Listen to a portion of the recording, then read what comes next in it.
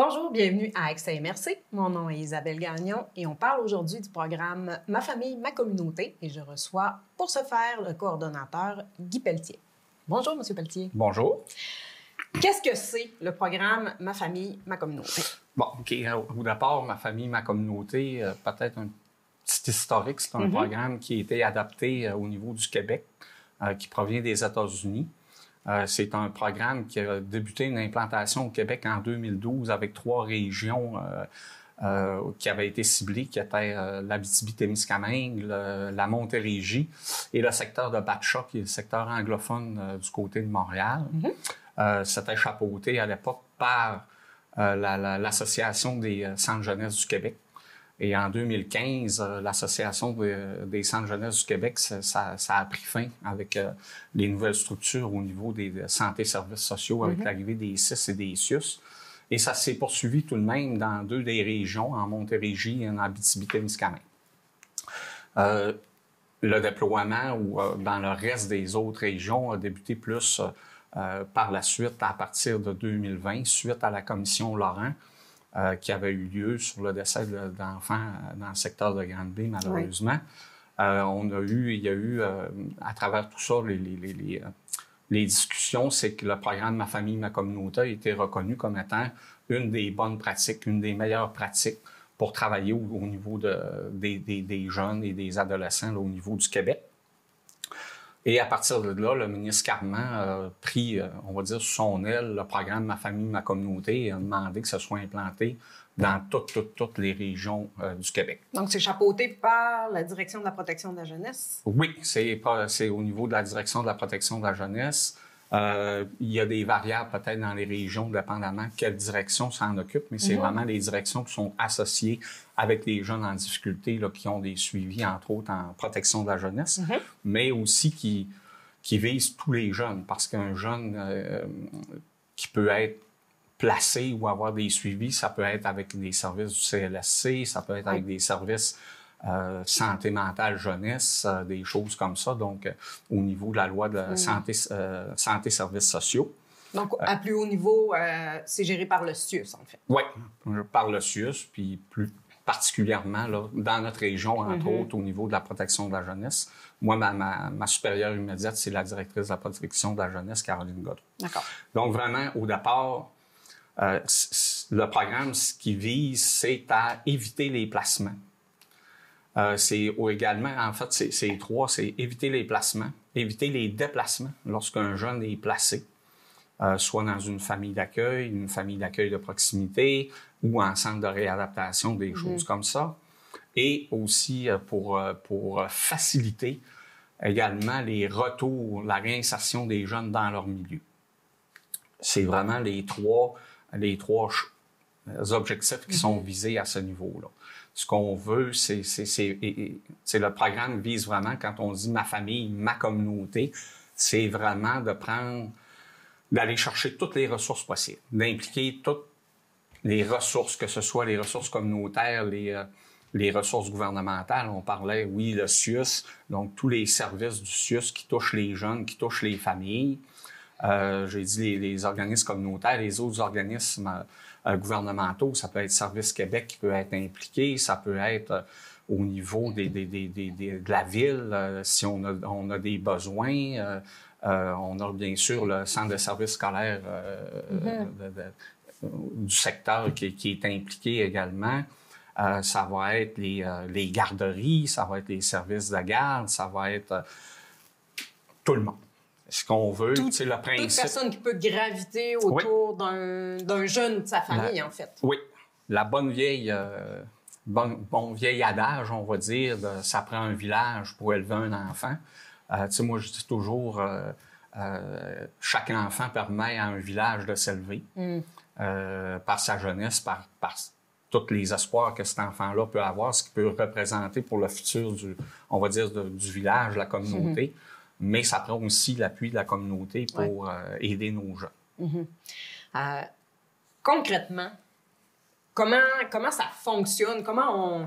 Comment on entre dans ce programme-là? Est-ce que c'est demandé par la famille, demandé par le jeune, demandé par les intervenants qui le côtoient? Absolument, ça va être par les intervenants qui côtoient. Puis, dans ce que je disais, ce que je mentionnais, c'est tous les jeunes de 0 à 17 ans qui soient suivis en protection de la jeunesse déjà, ou ils peuvent avoir des suivis, comme je disais, avec au niveau du CLSC, parce qu'il peut y avoir aussi des placements qui sont faits à partir des intervenants du CLSC ou je disais, santé mentale jeune, des choses comme ça, d'autres services. Donc, si un intervenant voit qu'il y a un risque de placement pour différentes raisons pour un enfant qui est en suivi dans ses dossiers, il va faire la demande. Il va faire la demande, dire, ben là, est-ce qu'on peut utiliser le programme Ma famille, ma communauté pour essayer d'éviter le déplacement ou également pour faciliter le retour dans le milieu familial. Donc là, ça arrive chez vous? Oui, là, ça arrive à moi dans ce temps-là qui est le coordonnateur. Et là, on va regarder avec l'intervenant. C'est un programme aussi qui est volontaire. Donc, il faut que les personnes, les parents, soient volontaires. Et si c'est des ados de 14 ans et plus, il faut qu'ils soient volontaires également là, à participer. C'est parce que ça demande quand même, on va dire, de l'ouverture, de s'impliquer. Un travail aussi. Puis, donc, ça va être ça au départ. Le volontariat, de s'impliquer dans cette démarche-là. Puis même pour les gens qui sont au niveau de la protection de la jeunesse, parfois, on va dire, c'est des mesures qui sont pas volontaires. Donc, c'est des mesures qui vont avoir été judiciarisées devant le tribunal. Parfois, les gens peuvent penser qu'ils n'auront pas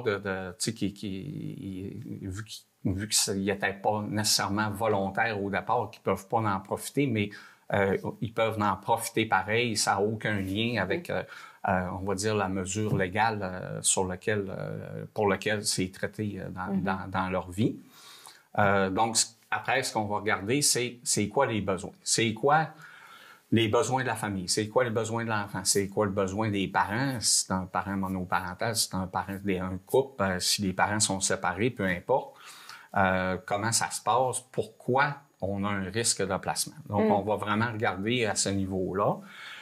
Et on va offrir ensuite aux parents puis aux enfants, aux adolescents de 14 ans et plus, de faire une rencontre qu'on va appeler un processus décisionnel en équipe. Ça, c'est vraiment le moment où on va s'asseoir tous les acteurs possibles qui peuvent donner un coup de main, chacun à leur niveau, avec les ressources qu'ils ont, pour aider la famille, les enfants, pour faciliter, éviter soit le placement, éviter le déplacement ou faciliter le retour également dans le milieu familial. Donc, c'est vraiment du cas par cas. On n'applique pas la même recette à tout le monde. C'est vraiment selon le besoin de la famille. Effectivement, on s'ajuste vraiment, on va dire, individualisé, là, dépendamment des choses qui sont rencontrées, comment ça va. Donc, parfois, on va prendre un certain temps pour bien expliquer au niveau du volontariat, tu sais, de l'importance de tout ça.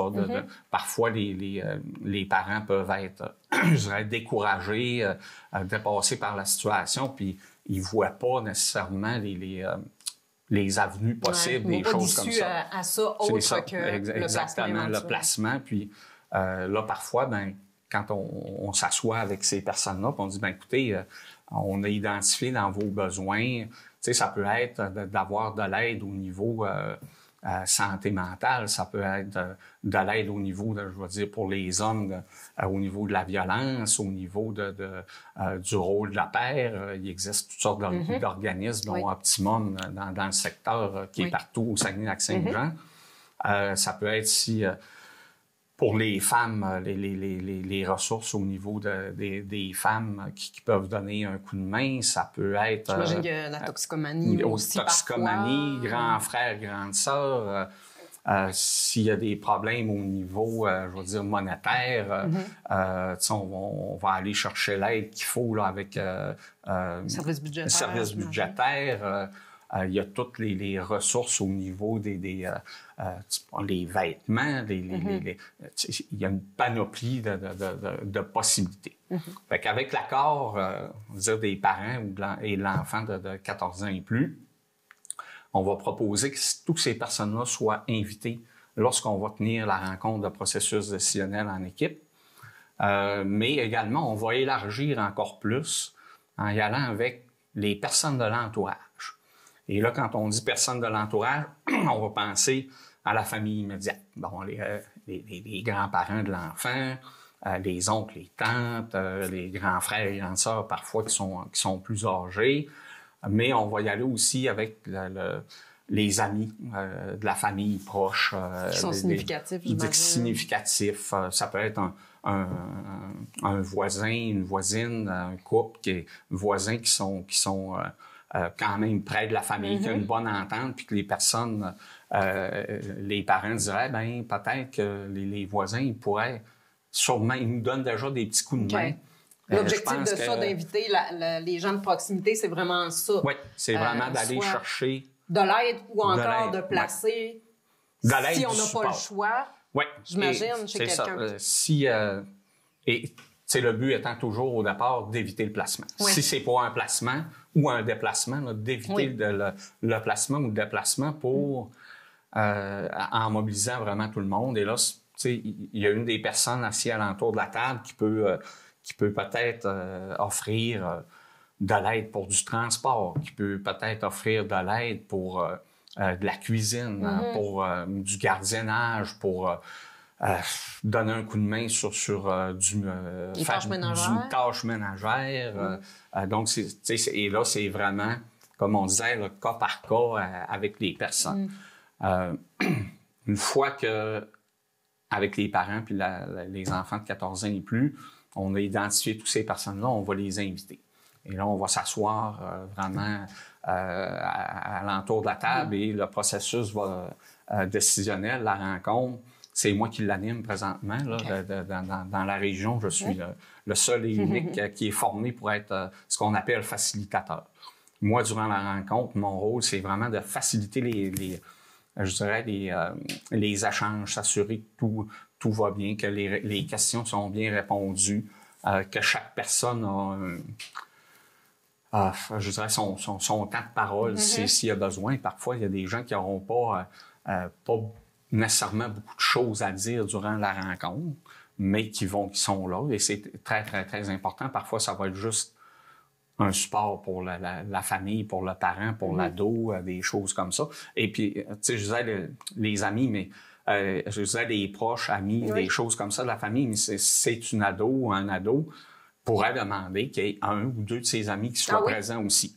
Quand on, tu sais, et quand je dis à large, là, c'est à large. Et c'est pour ça que quand on dit que c'est volontaire, parce que il y a beaucoup de choses qui vont être nommées durant la rencontre. Durant la rencontre, on va débuter par faire bien sûr une présentation pour tout le monde là, et du rôle de chacun, mais également on va faire un peu le listing, le topo de pourquoi on est là. C'est quoi qui nous amène à être là? C'est quoi les choses sur lesquelles il faut s'attarder? Puis là, après, à partir de là, donc, on va faire vraiment... Le plan de match écrit à partir de ça. Un peu un plan de match, c'est que, tu sais, moi, j'ai des grandes feuilles. Et là, je note tout. Fait que ça, c'est dans mon rôle d'écrire tout ce qui est ressorti. Et après, on va regarder c'est quoi les forces. C'est quoi les forces de la famille, des parents, de chacun des parents, des enfants, pour voir c'est quoi les forces sur lesquelles on peut tabler pour donner un coup de main. Et après, on va regarder qu'est-ce qu'on peut mettre en place. C'est toujours un brainstorming, une tempête d'idées, où est-ce que là, pour chacune des choses, on va regarder c'est quoi qui est possible.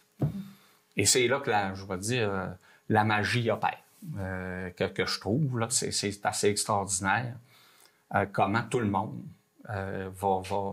va apporter, je veux dire, son support.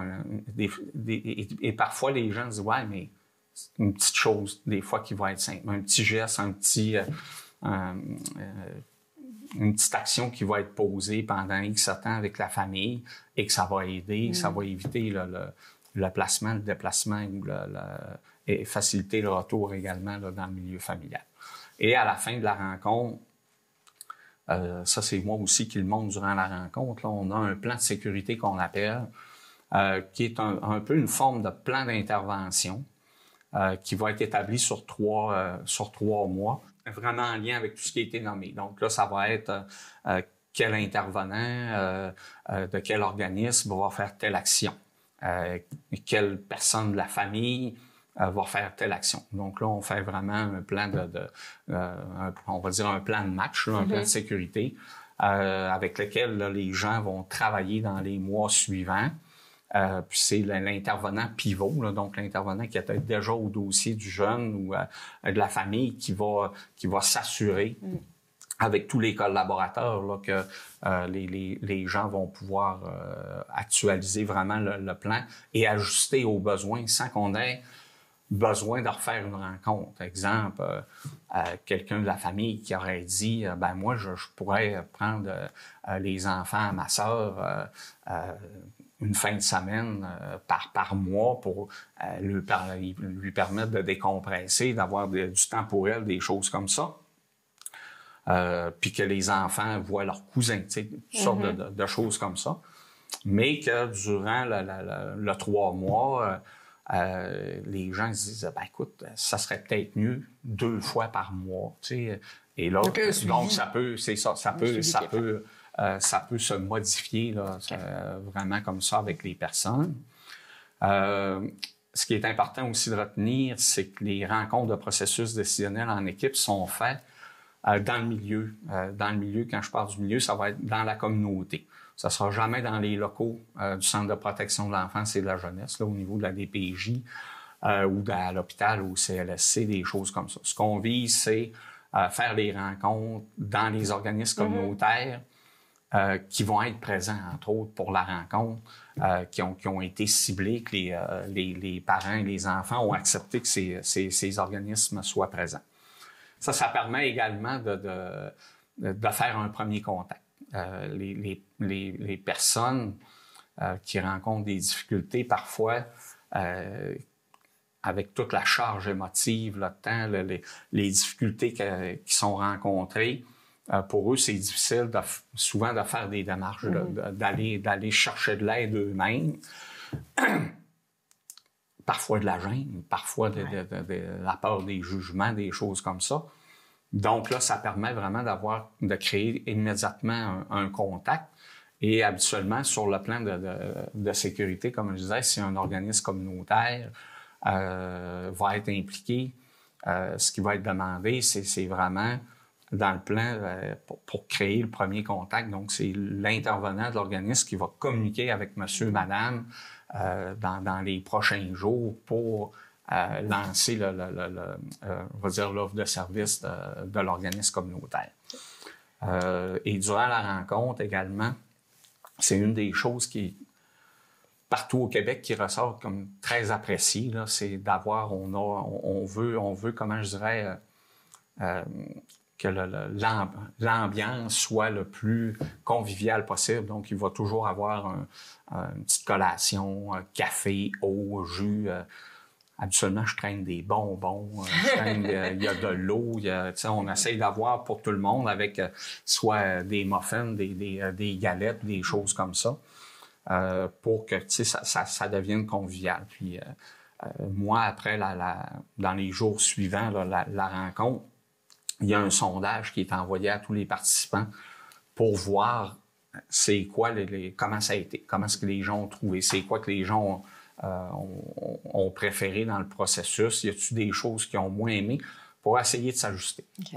Parce qu'on essaie aussi comme je disais, un peu toujours amélioration continue, là, d'avoir, y a-t-il des zones qu'on peut améliorer, c'est quoi que les choses, parce que c'est quand même des rencontres d'une durée de 2 à 3 heures. Là, donc, habituellement, les gens sortent un peu fatigués. Ouais. Donc, et on une pause au besoin Là, le programme est installé dans la MRC de Maria-Chapdelaine depuis environ 1 an et demi. Oui, depuis juin 2023, OK. Où ce que là, on a vraiment fait le premier processus décisionnel en équipe là, pour une famille.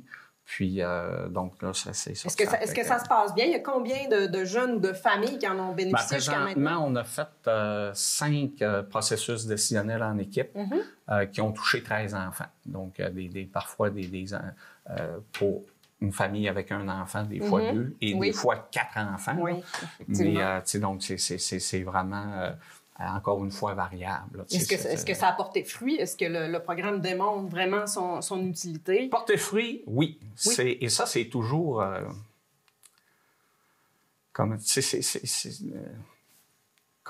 c'est-tu un succès? C'est-tu pas un succès? Ce que ça a permis présentement, c'est à toutes les fois, sur le coup, on a évité les placements. Ça a clarifié des choses et parfois, on l'a fait pour des enfants où il y avait un enfant qui était placé dans une famille d'accueil de proximité qu'on appelle, donc placé chez quelqu'un de la famille ou un ami, quelque chose comme ça, de l'entourage. Et cet enfant-là, la décision qui a été prise, c'est que c'était mieux qu'il demeure là. Mais l'autre enfant a mis des choses en place et ça a évité le placement. Ça peut arriver parfois, puis c'est partout au Québec un peu comme ça là, dans les statistiques, que dans les mois subséquents, ça marche plus et que là, les intervenants se disent, et parfois, ça peut arriver que les parents vont dire écoutez, là, on a beau essayer, j'y arrive pas, c'est trop. Et là, on va aller vers un placement, mais ce qui va toujours être visé. Mais ça, c'est déjà aussi dans la loi d'essayer d'aller dans une famille d'accueil de proximité des personnes de l'entourage pour éviter que les enfants soient placés, déplacés dans des milieux qu'ils connaissent pas. Et un des enjeux, toujours, c'est les placements qui vont être faits en dehors on va dire, de Maria-Chapdelaine pour ici. Les familles d'accueil, c'est toujours un enjeu. Le nombre de familles d'accueil, de places disponibles.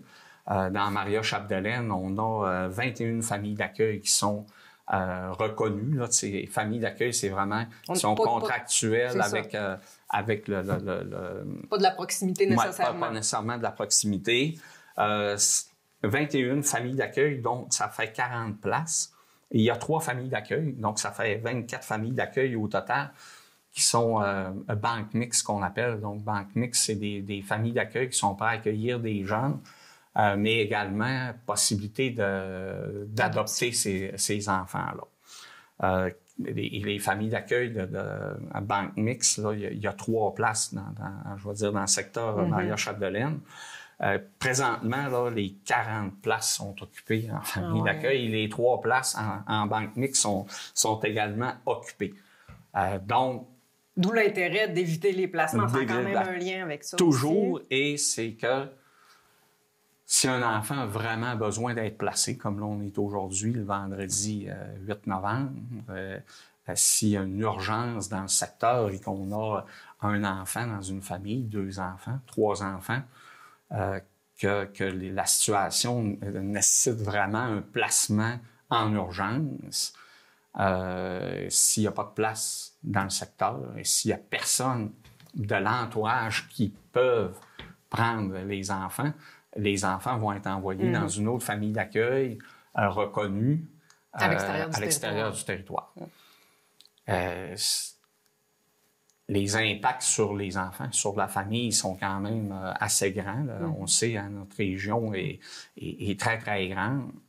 Et même parce que c'est pas dit qu'il va être placé dans la MRC Domaine du Roi ou à proximité. Il peut être au Saguenay. Il peut être au Saguenay. Dans les statistiques, là, je pourrais pas, sans être précis, mais à un moment donné, je sais que ça peut être 30% de jeunes qui étaient placés en dehors de leur RLS. Ça, c'était entre 30 et 35 si ma mémoire est bonne.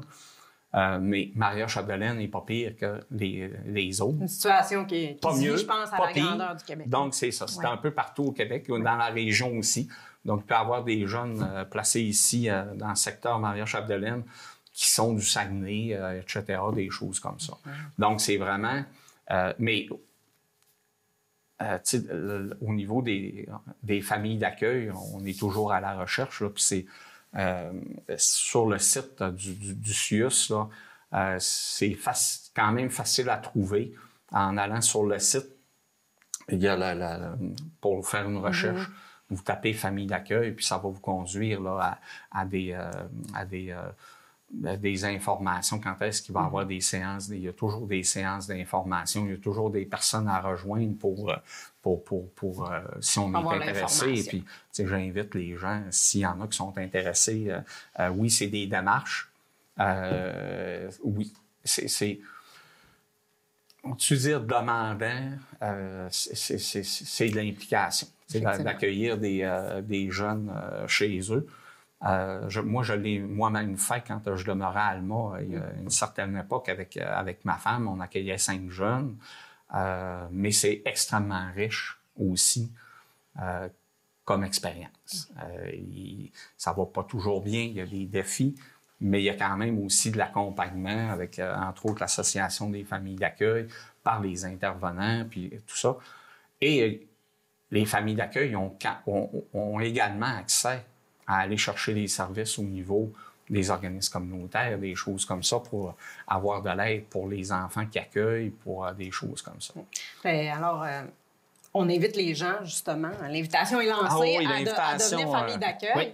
Puis, c'est bien intéressant de savoir que l'objectif, justement, qu'il y a quelque chose qui existe pour éviter ces placements-là. Oui. Guy Pelletier, je vous remercie beaucoup d'avoir été avec nous. C'était fort intéressant. Ça m'a fait un grand plaisir. Merci à vous aussi d'avoir été là. On se donne rendez-vous la semaine prochaine pour un autre épisode d'Accès et Merci.